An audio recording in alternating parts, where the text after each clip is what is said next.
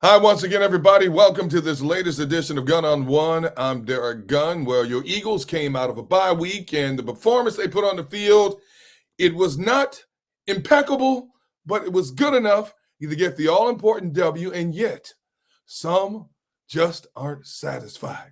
So, to rehash what the Eagles did, I'm going to bring in one of my favorite colleagues. I love him. I respect everything that he does. Sheil Kapadia from The Ringer. How you doing, brother? Doing good, Gunner. Always good to talk to you. And yes, now they've had 6 weeks of a season. It Yeah, feels yeah. like they've packed a lot into 6 weeks. So looking forward to talking about it with you. Man, this team is like a daytime soap opera, isn't it?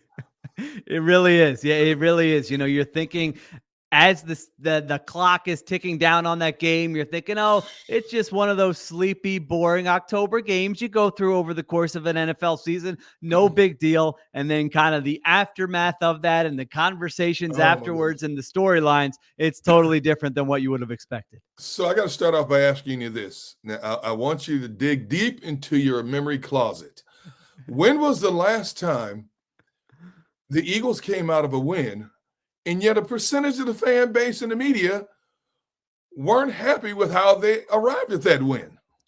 Yeah, it reminded me a little bit. There were times that last season where they're winning games, but they're kind of these close games. Now, a lot of those were against good teams. If you beat the Chiefs and it's ugly, no one Yep. cares. No one's Yep. going to complain. If you beat the Bills and it's ugly or it takes overtime, everybody's happy. I think, part of it is that this Browns team, everybody watches this Browns team, and it might be the worst team in the NFL. It's certainly a bottom 5 team in the NFL. And so I think you thought coming out of the bye, let's look a little crisper. Let's have a convincing victory. Let's get the hopes back up. And that's not exactly what happened in that game. Since that season opening win against the Packers, where they put up 34 points, which is what I expect this offense to do every week, they've been averaging 18 points a game Ooh. over the next five games.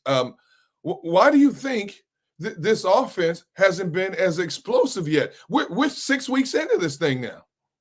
Yeah, it's a great question. I think some of the changes we expected to see when Kellen Moore was brought on, you haven't necessarily seen a lot of difference. I mean, I think anyone watching this team, whether you're casually watching it on TV or watching it on film or digging into the numbers, whatever, the issues that, you saw last year, you still have some of those. Not all of them. They're better against the blitz. They're using more motion, but some stuff like throwing to the middle of the field. You look at the great offenses in Oh the my goodness. NFL, and that's where they're attacking because teams usually don't have great linebackers. There's a lot of space there. You can use play action to move the linebackers and attack the middle of the field. And this Eagles team is throwing to the middle of the field less than any offense in the entire NFL. And that was the case last year. So that was something I know in the summer when I'm looking at this team, I'm going, all right, that's one thing they got to change. I feel like they're going to change it. New offensive coordinator, and it hasn't changed. So it's just, I don't know if vanilla is the right word. It's certainly not the most complex offense. It's kind of like, hey, A.J. Brown, go make a play, which, listen, A.J. Brown's really good at that. He did that on Sunday, but, to add different layers to the offense, I don't know that we've necessarily seen that so far. So Kellen Moore has not been calling the type of offense that you expected. I know he hasn't been calling the offense I expected. I mean, a lot of times he leaves me scratching my head in wonderment about what exactly they're doing when you compare this offense to what he did in both Dallas and with the Chargers. Yeah, no, I mean, we can point to a number of different things. I'm with you. I thought there would be more wrinkles, more layers. I Yes. didn't think they'd come in and it's going to look, oh my, they're ripping out last year's playbook and we're not doing any of that and we're doing something completely new. I wasn't expecting that, but I was expecting more change than what we've seen so far. Little stuff like getting under center and running play action. I mean, these aren't novel concepts where we're trying to reinvent football here. This is what every team in the NFL does. Again, they're doing that at a lower rate than any offense in the NFL. Something very simple that can help your quarterback under center, play action, get an easy completion there, help him out so that he doesn't have to throw these 50-50 balls on every attempt. So, yeah, it is a bit of a head scratcher. And we have to wonder, is this, hey, what's Jaylen Hurts comfortable with? Is this, hey, Kellen Moore's coming in, but there's still a lot of cooks in the kitchen with Nick Sirianni and his staff, and then Kellen Moore and his quarterback's coach. And as we know, Up top, what does Jeffrey Lurie want? What does Howie Roseman want? So there's kind of all these different things that, and it's hard to really determine, well, is Kellen Moore running the exact offense he would want to run if there weren't all these other factors at play? Are there too many cooks in the kitchen? It could be. I mean, I'm not, we're 6 weeks in, so you might have, we might talk 6 weeks from now, and I'm going to say, of course, there's too many cooks in the kitchen, but we've seen that before. I mean, we remember the last days of Doug Peterson. What did they try to do? Yeah. Hey, let's bring in, Rich Scangarello, and and all right, but you've still got Press Taylor, and everybody's trying to mix it all together. And that looked pretty bad. This doesn't look that bad. I don't want to make it sound like it looks that bad. They're kind of, I would say, a slightly above average offense, mediocre offense so far. So it isn't a train wreck. It's not a complete disaster. But yes, I continue to monitor, what does this look like when you have all these different sort of angles and these opinions coming together, and you have an offense that looked a little uninspired so far? I'm going to go back to something I touched on a moment ago. And I was talking about how this team was averaging 18 points a game over the last 5 games. Here we are approaching week number 7. And there's still a lot of room for improvement. The coaching staff has told us this. But when you look at the way this offense has flowed, is this what we're going to get the rest of the season? Is this it? They keep telling us they can tweak it. Now, granted, you had your 2-star wide receivers out prior to the Cleveland game. But even with them in there, this offense, it has big moments, but it also shoots itself in the foot time and time again in a lot of situations. Yeah, it wasn't consistent. It's not consistent like series to series where you feel like, wow, they're really moving the ball efficiently. It's kind of like, you're pecking away a little bit, and then all of a sudden, hey, A.J. Brown just got a 40-yard pass. And that's good. It's good to have an explosive offense. But I can't imagine, Gunner, if they had all offseason, they had training camp, and then they had a bye week after week 5. So if it didn't look that much different after that, then I don't know why we would think that all of a sudden in week 11, they're going to draw something up. So I think what they really are going to lean on is their talent and their playmakers. And can these guys win one-on-one? A lot of weeks they can win one-on-one. And so you're going to win games that way. You're going to have weeks where you have over 400 yards and you're going to say, hey, look at this. The offense worked. But the goals for this team are higher. They are to get to the Super Bowl. Coming into the season, we know Nick Sirianni had high expectations on him. And so it's not about winning 9 or 10 games and looking good against a bad team. It's about, hey, when you're facing teams like the Lions, the Packers, the 49ers, are you going to be able to compete with them schematically? Is your coaching staff going to be able to give you an edge against those teams? And I don't think we've seen that so far. Well, coming out of the Cleveland game, the head coach, Nick Sirianni, steals the headlines basically because of his antics that were filmed along the sideline after conclusion of that game. Of course, the next day he apologized, whatever the case may be. And as we get more and more clarity on this thing, do you think what he did was blown out of proportion, or do you think it's more of this man has got to learn to control his emotions a little bit better? Yeah, I went back and forth on this because we've been in the market for a long time. And sometimes, you take a step back and you say, all right, was it really that big of a deal? And I understand if people think that way. I tend to think, it sort of was a big deal, and this is when you add it all up because you're looking at it. And this is a head coach who doesn't call the offense. He doesn't call the defense. Even little stuff like practice, not little stuff, but practice schedule, load management for players. He's not making those decisions. We know those are coming from other areas of the organization. And so his job, and I don't want to be harsh about it, but going into the season, I don't know how you could read it any other way than his job was kind of to get out of the way, set the culture, give the speeches, hold the team meetings. If a player has an issue, talk to them, those types of things. That was the role he was put in. So now when that's all you're being asked to do, maybe less than any coach in the NFL, and now the organization kind of has to babysit the head coach's behavior and emotions. I mean, I think that is a big deal. Like, what are we doing here, man?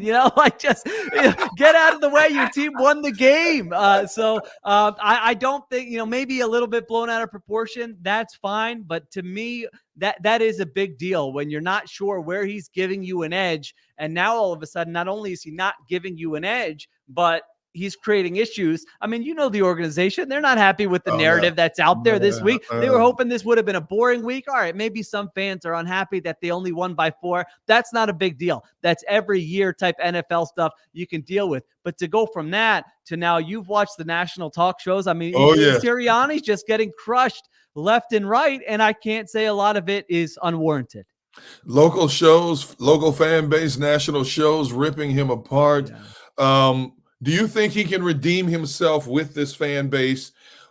Will winning cure everything? Because because I posted out there on Twitter, you know, in hindsight of the Eagles winning, how do you people feel about Nick Sirianni? And man, they were ripping into him. I'm listening to the sports talk show radio station. They are ripping into him. Can he redeem himself? Does winning cure all?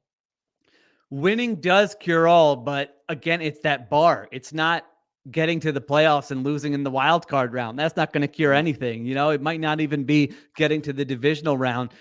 You know, it would have to be, you have to win really big, and maybe they'll get there. It's still early. Again, we're 6 weeks in. Teams change throughout the course of a season. We could be talking differently about this team by the time we get to Thanksgiving. So yeah, I do think generally speaking in sports, if this team goes on a heater and they win 6 games in a row and players are saying, you know, Sirianni's doing a good job and they're blowing good teams out and all those things, the feel good stuff that you kind of saw from 2022. And it was like, man, this is an Eagle season like you've never seen before with the way they're playing. Something like that. Sure, it could.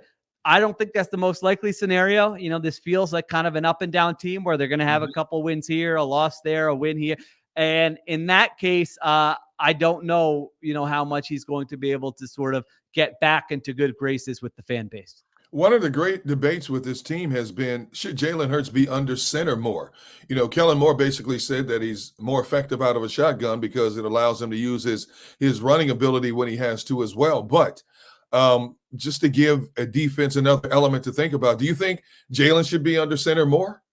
Yeah, I think they should be mixing it in more. I mean, Yes. you see, like, I'm not saying they don't need to be among the league leaders in it, but right now they're 32nd, you know? Get up to 25th, mix it in. Again, to me, there's 2 elements to it. One is the run game, and that's, you know, I understand what Kellen Moore is saying, and he's right. When the quarterback's in the pistol or the shotgun, now the defense has to think, well, is the quarterback going to keep the ball and run it? Whereas if he's under center, it's a straight handoff, and they don't have to worry about it. But to me, the other element is play action, and play action is something that all the good offenses in the NFL, you watch the Detroit Lions. I mean, you can Green Bay, you can name your pick of an offense that works well in the NFL, and they're getting the quarterback under center. And then they're running play action out of that. That's more effective than when you're in shotgun. You know, you can run the bootlegs and you can move the pocket for Jaylen Hurts and get him out there and throw the football that way. So, yeah, I think it's something that, you know, I was at some training camp practices and I thought, oh, they are practicing this. It seems like this is going to be at least more of a part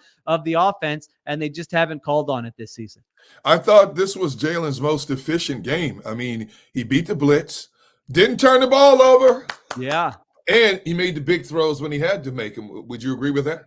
Yeah, no doubt. This was a comfortable game for Jaylen Hurts because this is kind of, I think this is how he wants to play. He wants to attack downfield outside, and that's what he was able to do here. It's not going to work every time, but you keep doing it. Eventually, with the wide receivers you have, they're going to make some plays. So I think that's what he likes to do. He was able to do that in this game. The short yardage stuff, I mean, this has gone a little under the radar where I know I thought going into the season, hey, is this tush push going to be as good without Jason Kelce in there? And I think week 1, they failed on it twice. And I thought, like that's a big deal. You watch some of these teams in the NFL, it gets to 3rd and 1 and they're running some crazy play where they're running a guy in motion or they're trying. And this is an easy answer. You get to 3rd and 1, you get to 3rd and 2, even you can do it twice, and you have an answer with your quarterback. So yeah, I thought he was good in this game. And you mentioned the biggest thing. Not only did he not have a turnover, but he didn't have a play where it's like that could have been a turnover. You know, you didn't have that play where the defense dropped an interception or, hey, that could have been a fumble. He was pretty decisive and sure of himself in this game. And again, it looked like the Jaylen Hurts we've seen in previous years. So I thought that was a good sign. Why can't this team score in the first quarter? The only team in the league, Sheil, that has scored no points in the opening frame. Not only that, their first possessions this year, total, they've had 1 first down. Oh, come on, man. First and 22 yards total. First possession, 5 games, 22 yards, total yards there. So I wish I had an answer. We know they don't have an answer, because if they had an answer, we would have seen a solution by now. I don't know, but teams do script those plays a lot of times, and that they're working hard at, hey, let's get off to a good start. What do we want to open the game with? What is the quarterback comfortable with? And so that to me is concerning when you're saying, hey, it's not like they're ignoring it. They know it's an issue. They're working on it, and they still can't find a solution. I mean, it goes back to what we were just talking about. Is that a case where there's a lot of people involved in that process and they can't come up with something there? It is only 5 games. So maybe this is something that gets turned around and it's not a big deal. But so far this season, the numbers are staggering. You mentioned it. They had the graphic on the screen, during last game. First time in franchise history. You don't want to, sometimes first time in franchise history can be good if it's something positive. When it's haven't scored a point in the first quarter of 5 straight games, that's not a good thing. Can you describe how the dynamic of having A.J. Brown on the field just enhances the entire overall product? Yeah, I mean, he's such a problem solver for them. Anything you talk about, third down, red zone, just the offense is sputtering. Hey, we need a play, that kind of thing. And it makes life easier for Jaylen Hurts, because he can just look at that. And I will give Hurts credit. He is aggressive about, hey, if I have him one-on-one, I don't really care what the separation is. I don't care what's going on the other side of the field. He's that good that I'm going to just throw the football to him.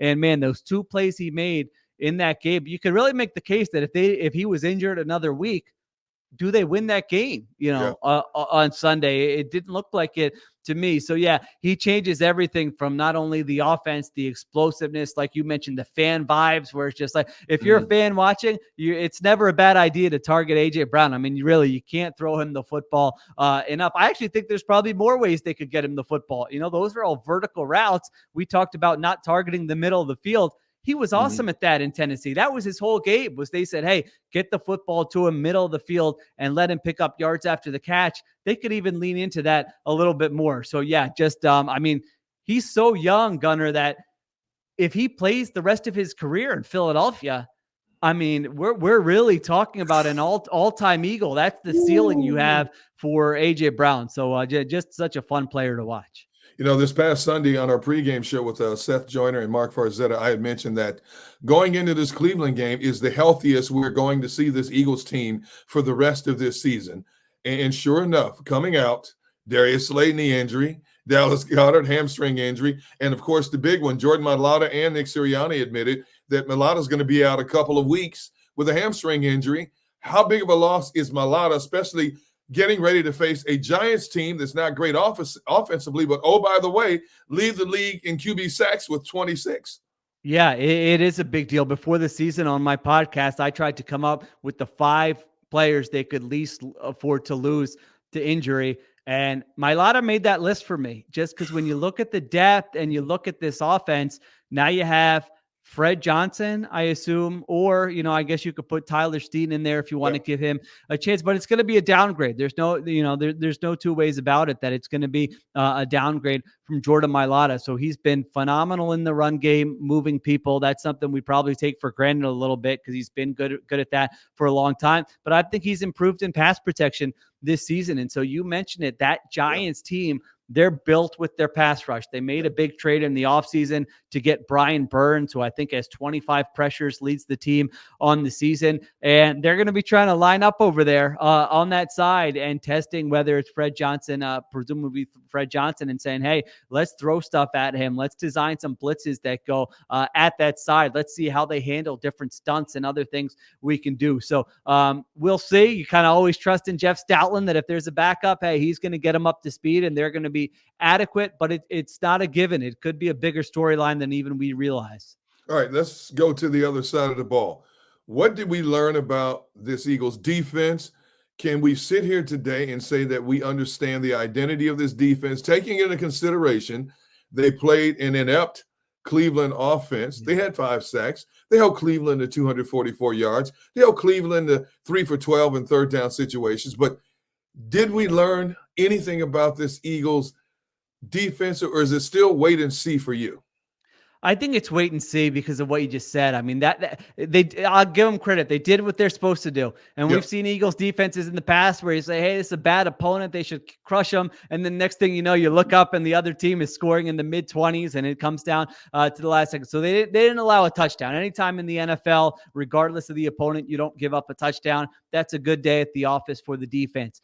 In terms of identity, I think they're still figuring it out because Yeah. they played a lot of man coverage in this game, season high in terms of them playing man coverage. So that was interesting to me that coming out of the bye, Vic Fangio looked at his defense and said, hey, what do I need to lead into a little bit more? And I think those corners are playing really well. Slay's playing well and Quinyon Mitchell's playing really well. So I think he looked at it and said, hey, maybe we can get away with playing a little bit more man coverage, commit some resources elsewhere, maybe blitz a little bit more since our pass rush isn't getting home. So I think it depends on opponent though. Like you said, let's see what it looks like this week against the Giants and then that following week against the Bengals, where I know they didn't have a good offensive performance this past week, but they give you a lot to really deal with as an offense. And so I think the next couple of weeks here, we'll find out a little bit more.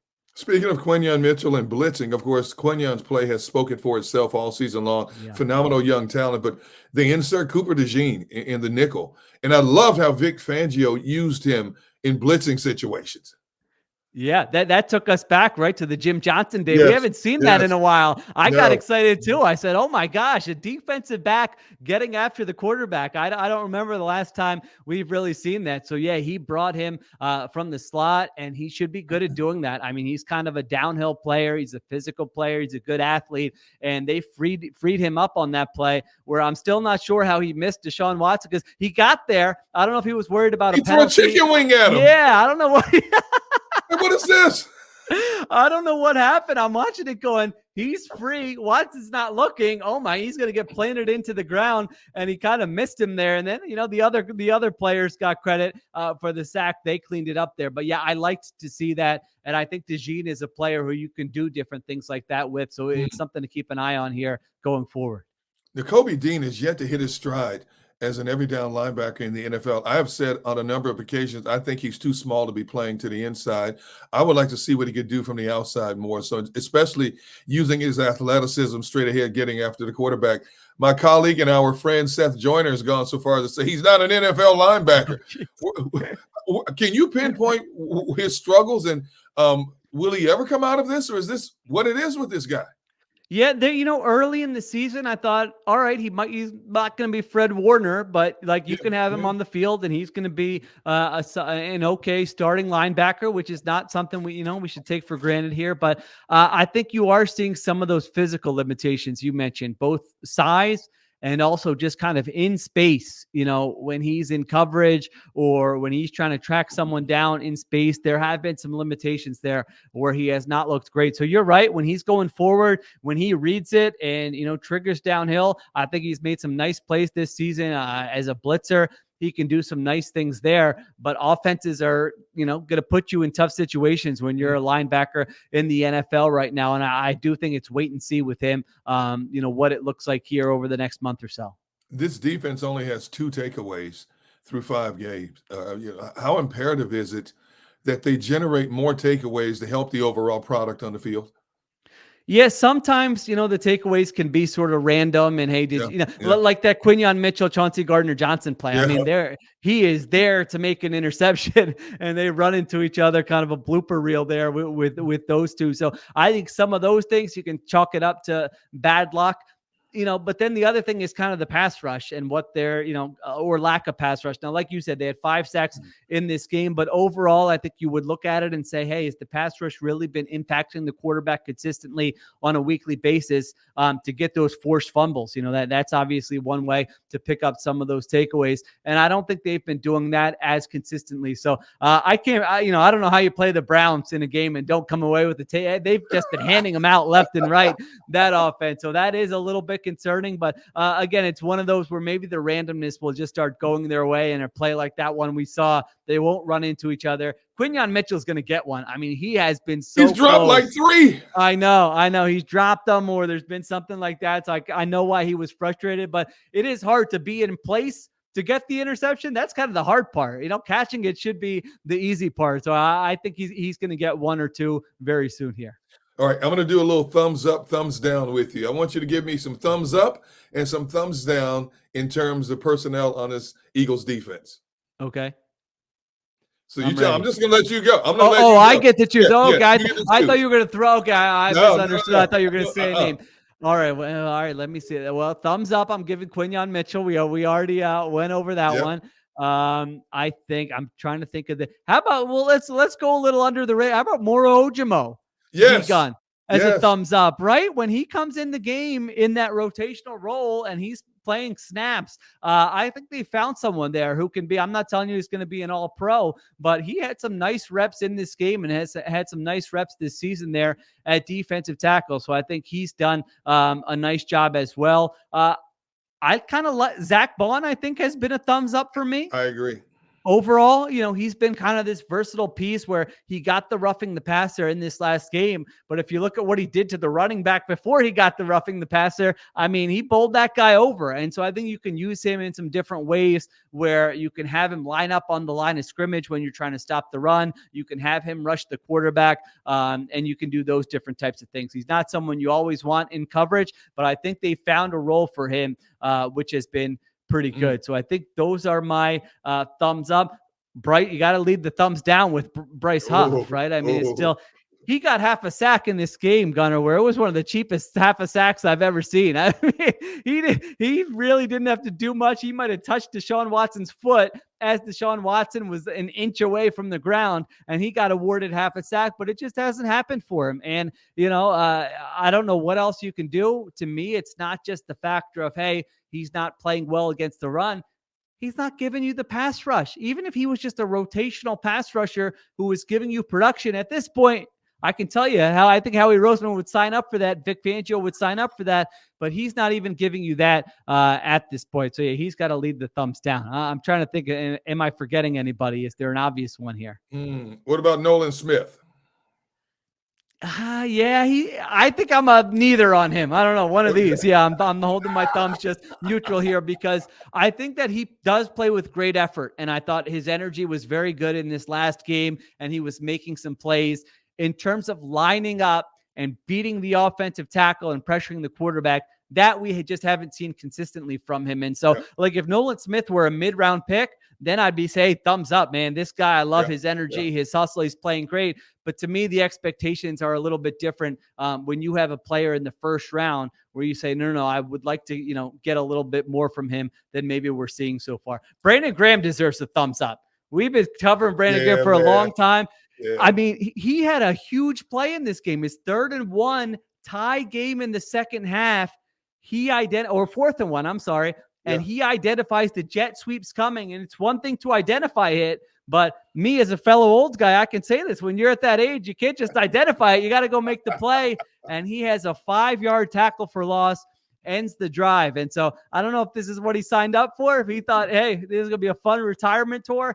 But they need Brandon Graham. And without his play, I'm telling you, this defense, whatever numbers you don't look like right now, they would be way worse if Brandon Graham wasn't still playing at a high level. Does it surprise you that at 36 years old, he's their best defensive lineman? That's crazy. Yeah, I didn't think about that, but you're right. I mean, who's made more plays than him? Yeah, it's a little bit, that's on the other guys where you say that's kind of scary for these other guys, but it does surprise me because his role was already lessened last year. And so you thought this year it's going to even lessen more. That's how it goes in the NFL. A year older, your role gets, a tier lower. And that just hasn't been the case. They've needed him to play. Fangio clearly is like, this is one of the only guys I can, the only reliable players I have up front. So I'm going to play him. And so, yeah, it has been sort of a fun, surprising season from BG. Oh, I got one for you. Thumbs up or thumbs down? Jordan Davis. I'm still going to give him a thumbs down. And this was not like a bad, he made some nice plays against the run here. So I don't want to make it sound like he didn't do anything. He had a few nice plays against the run in this game. But again, it goes to expectation. If you drafted Jordan Davis in the 5th round and he's playing like this, it would be like the conversation we just had about Moro Ojimo. I'd say, hey, you found a serviceable player here. But when you trade up for a guy and you're taking him in the top 15, I can't remember what the exact number was, And Mhm. he's just you can't play him on third down. I mean, Vic Fangio Mhm. has told us that much with the way he's using him. I mean, he played fewer than 50% of the snaps in this game.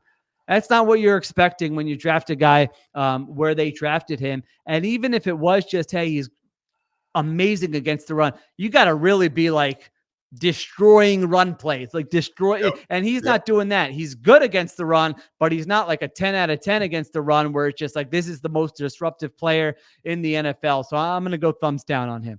All right. One last thumbs up, thumbs down. Josh Sweat. I'm probably a down. I think he's been okay. Yeah, like he makes a play here and Yeah. there, but I wouldn't say, the player we thought he was going to be, a couple of years ago when he's really coming on strong and they signed him to an extension and you say, wow, this can be a kind of a cornerstone of your defense. He certainly has not been that guy. And it was just Yeah. that weird offseason where, are they trading him? Are they not trading him? He's taking a pay cut. Wow. He must not have many other options. And so he's kind of been just an okay level starting caliber defensive end. All right. Your take on Fangio in terms of his defensive scheme. He drives me nuts. I think his corners play too far off of wide receivers. When he sits in front of the media, he doesn't tell you a whole lot. He tells you a little, but not a whole lot. Your overall perspective of Fangio. Yeah, I want to, one thing I looked at last year with him in Miami was that their defense got off to a really slow start, but Yep. really improved as the season went on. So I'm hesitant to just say he doesn't have it. The league's caught up with his scheme, all those things. I kind of want to see more. And he does try stuff. I will say that. I thought this last game, the corners played way tighter Yep. on those receivers. Now, again, as we discussed, that could be that the Browns aren't a very good offense. So I'm not going to, praise him too much for that right away. But I do think when there's been a problem, he's tried different things to fix it. He's not doing the same thing over and over again every week where we're saying the same issues. Like I said, they leaned into more man coverage in this game. So he clearly saw something and said, hey, we can try this more in this game, maybe try it more going forward. So I'm kind of a wait and see with him. There's been some ugly defense. There's no doubt that they've put on film. That Bucs game was especially ugly. There have been some issues. But to the conversation we just had with thumbs up and thumbs down, we were giving a lot of thumbs down on defense. So it's that conversation of, is it the personnel or is it the scheme? And I just kind of need more games to watch before I'm comfortable saying one or the other. All right. As we sit here right now, through 5 games, still a lot of football to play. What is your concern level right now as we sit here about this Eagles team being a playoff caliber team? Yeah, I think they're still, if you look at the betting markets, they're still the favorites to win the NFC East, and they do have a relatively easy schedule the rest of the way. So I try to use the analytical part of my brain and say, it's not as bad. You're too, you live in Philly, you're too close to it. It's not that bad. They still have a good chance to make it. But I can't kind of shake what I'm seeing just from a, reporter, journalist, having the historical knowledge, believing my eyes, what I'm seeing every week, and also how I'm seeing the head coach behave and how I'm seeing the offense look a lot like the offense last year. So I put all those things into it, and then I watch a kid like Jayden Daniels, and I go, I don't know, are they better than that team? That team can put up a lot of points in a hurry, and they got a dynamic quarterback, and they're scoring 30 points almost every week. So I think that if I had to choose, I don't know. I'm sort of beating around the bush. My gut feeling is that this could go bad, the rest of the way. It's I'm ignoring the analytical reasons why it shouldn't go bad, and they still have talent. But just from what I'm seeing so far, I do have serious concerns that they can kind of reel off, 3-4 wins in a row and win the division. So maybe compete for a wild card, win 9-ish games. That's kind of where I'm at with them. I don't think the bottom's going to fall out and they're just going to be picking in the top 5. But I do have concerns about whether they're going to hit that ceiling that the owner and a lot of people were hoping they would hit going into the season. All right, this coming Sunday, they head up the Turnpike to take on divisional rival, the New York Giants. What are your major concerns right now about them facing a Giants team offensively? Not much different or better than Cleveland, but defensively, man, they bring the heat. Yeah, I think that's the biggest thing is the Giants pass rush, and not just the pass rush. Maybe, Eagles run game wasn't very good last week against Yeah. Cleveland. Saquon Barkley averaged, I think, 2.6 yards per carry in that game. And so are you going to be able to control that game with your offensive line? On paper, you would say no. With no Jordan Mailata, and they've got Dexter Lawrence, they've got Brian Burns, they've got some other young players, and I think they're going to be really aggressive in how they attack this Eagles offense. So, is it going to look like? I don't think it's going to look like last week, because I was surprised that Jim Schwartz just let his corners play AJ Brown Yes. one-on-one. Yes. I think going forward, if I'm a defensive coordinator, I'm saying I'll let anyone else beat us, but we're putting a safety over the top of AJ Brown, and he's not creating those explosive plays because the Eagles have not shown that they can methodically, efficiently move the football down the field. So I think that's the big concern is how do you kind of negate their pass rush? How do you still run the football when maybe your talent is not as good as their talent on that side of the ball? A final question to you, my friend. We've seen some surprising moves around the NFL this week. Amari Cooper, Devontae Adams are relocating to new teams. If you had the final say of personnel for the Eagles and could make some moves, what positions would you address? I think edge rush is probably the big one. That's one where you would say, hey, somebody could come in right away and, theoretically they should be able to come in and get after the passer. It's not like a corner where you're saying, hey, you got to learn the scheme and work with the other defensive backs out there. Now, I think there are going to be other teams looking for edge rush. The Detroit Lions just lost Aiden Hutchinson, and they're trying to win a Super Bowl right now. They're much more look a lot better than the Eagles so far. So I think that's going to be kind of a competitive market. Offensively, I don't think it's a personnel issue. What more could you want? The other coordinators would look at this offense and go, give me AJ Brown, Devontae Smith, and Saquon Barkley and that offensive line, and I'll design you an offense that's going to put up 30 points every week. So I don't think it's a personnel issue on offense. I guess you could look at off-ball linebacker. That is just, I think that's one where it's going to be hard to find a guy at this point in the season that's going to come in and play well for you. So I do think, knowing this organization and what they value over the years, I think pass rush is probably the biggest one to kind of keep an eye on. All right, there you have it, ladies and gentlemen. Sheil Kapadia from The Ringer. You know him, you love him. Follow him on Twitter/X, and of course, follow him on The Ringer as well. I thank you, my brother. I appreciate you giving me some quality minutes. Always good talking to you, Gunner. Take care. Don't be surprised if I hit you up down the road later to talk some more Eagles football. You got it. Happy to do it. All right, thank you, man. That's going to wrap up this edition of Gun on One. It is powered by the Inside the Birds Network. For Sheil Kapadia, I'm Derrick Gunn. So long. We'll see you next week after they hopefully get that all-important W against the hated New York Giants.